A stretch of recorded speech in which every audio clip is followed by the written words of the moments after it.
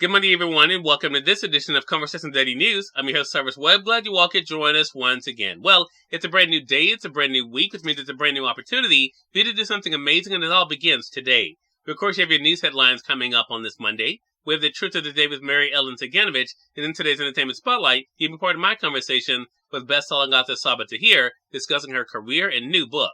Enjoy today's broadcast. For Conversation Daily News, I'm Cyrus Webb with your Monday headlines. In international news, Russian attacks halt plans to evacuate Ukrainian civilians. A second attempt to evacuate civilians from a besieged city in southern Ukraine collapsed on Sunday amid renewed Russian shelling, while the Russian President Vladimir Putin turned the blame for the war back on Ukraine and said Moscow's invasion could be halted only if Kyiv ceases hostilities.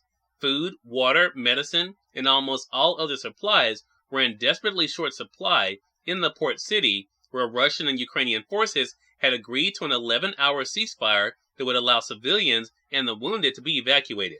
But Russian attacks quickly closed the humanitarian corridor, Ukrainian officials said.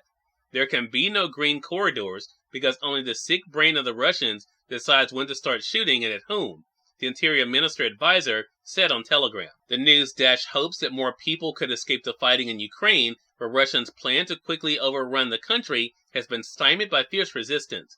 Russia has made significant advances in southern Ukraine and along the coast, but many of its efforts have become stalled, including an immense military convoy that has almost been motionless for days north of Kyiv. The Ukrainian president rallied his people to remain defiant, especially those in cities occupied by Russians. "You should take to the streets. You should fight," he said Saturday on Ukrainian television. "It is necessary to go out and drive this evil out of our cities, from our land." Zelensky also asked the U.S. and NATO countries to send more warplanes to Ukraine, though that idea is complicated by questions about which countries could provide the aircraft and how those countries would replace the planes. The war, now in its 11th day, has caused 1.5 million people to flee the country. The head of the UN Refugee Agency called the exodus the fastest-growing refugee crisis in Europe since World War II. As he has often done, Putin blamed Ukraine for the war, telling the Turkish president on Sunday that Kyiv needed to stop all hostilities and fulfill the well-known demands of Russia. Putin launched his invasion with a string of false accusations against Kyiv, including that it is led by neo-Nazis intent on undermining Russia with the deployment of nuclear weapons. In more international news, death toll near 6 million as pandemic entered its third year. The global death toll from COVID-19 is on the verge of eclipsing 6 million people, underscoring that the pandemic, now entering its third year, is far from over. The milestone is the latest tragic reminder of the unrelenting nature of the pandemic, even as people are shedding masks, travel is resuming, and businesses are reopening around the globe. The death toll compiled by Johns Hopkins University stood at 5,997,994 as of Sunday. And despite its wealth and vaccine availability, the United States is nearing 1 million reported deaths on its own. Death rates worldwide are still highest among people unvaccinated against the virus, said a visiting professor at the National University of Singapore's Medical School and co-chair of the Asia-Pacific Immunization Coalition. It took the world 7 months to record its first million deaths from the virus after the pandemic began in early 2020. 4 months later, another million people had died, and 1 million have died every 3 months since, until the death toll hit 5 million at the end of October. Now it has reached 6 million, more than the populations of Berlin and Brussels combined for the entire state of Maryland. In entertainment news, Amazon places bet on streaming fast-paced music awards show. Amazon has seen solid returns from its investment in streaming live sports, but its upcoming experiment with the first live music awards show is more of a gamble. The 57th Annual Academy of Country Music Awards from Las Vegas will air exclusively on Prime Video tonight in a sped-up concert-like format without commercials. But as most award shows have been grappling with year-over-year declines in ratings on broadcast channels, the question remains if fans will make the switch to streaming. The head of Amazon Studios said other live music events have been hosted, including a Ye and Drake benefit show in December, showing their interest in a growing area of streaming content. And finally, in more entertainment news, the Batman gives movie theaters a new hope with big launch. Batman has had its fair shares of pressure From saving Gotham to saving movie theaters, and while they're both still decidedly works in progress, The Batman starring Robert Pattinson managed to give a little glimmer of hope to both by grossing $129 million in North America, according to studio estimates on Sunday. That made the top 5 movies over the weekend. Number 1, Batman with $129 million. Number 2, Uncharted with $11 million. Number 3, Dog with $6 million. Number 4, Spider-Man No Way Home with $4 million. And number 5, Death on the Nile with $3 million.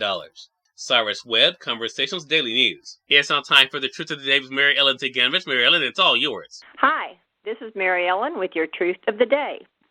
A new attitude attracts like-minded people. When you make the decision to change your attitude, the universe and God sets into motion all the means necessary to make this happen. All of a sudden, the pieces of your life begin to fall into place. A sense of peace overcomes you because you no longer wonder if your dreams are possible. You know how to make them happen. This change in shift of your attitude opens up brand new possibilities for you to explore. Your focus becomes clear and you move forward with confidence. This positive shift in your attitude affects everything and everyone around you. Like a rush of water, it clears the debris from your path so you can move forward. Today, enjoy your new attitude as you attract other like-minded people.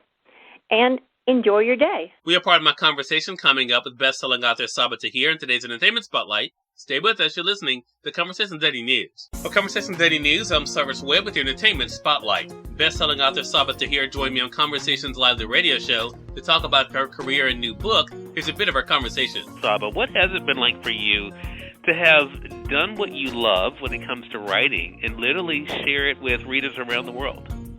It is something I never take for granted.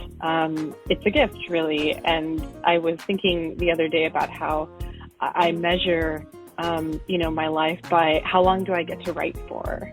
Do I get to, do I have a contract? Do I get to write for a couple of more years? It's something I'm always worried is going to be taken away. So I really try to enjoy the fact that I get to do this job because it wasn't always the case. When I was younger, I definitely didn't think that I would get this opportunity. So I'm very thankful.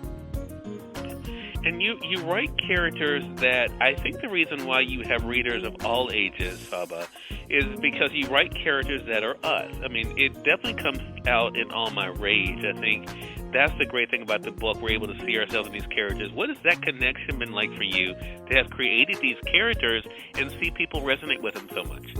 It's been really rewarding. And I think a lot of that is that, we live in an era where we can interface with readers where I don't necessarily think that was as mutual before. It was more like readers would send letters and maybe the author would write back. But now we have Twitter, we have Facebook, we have, TikTok, Instagram.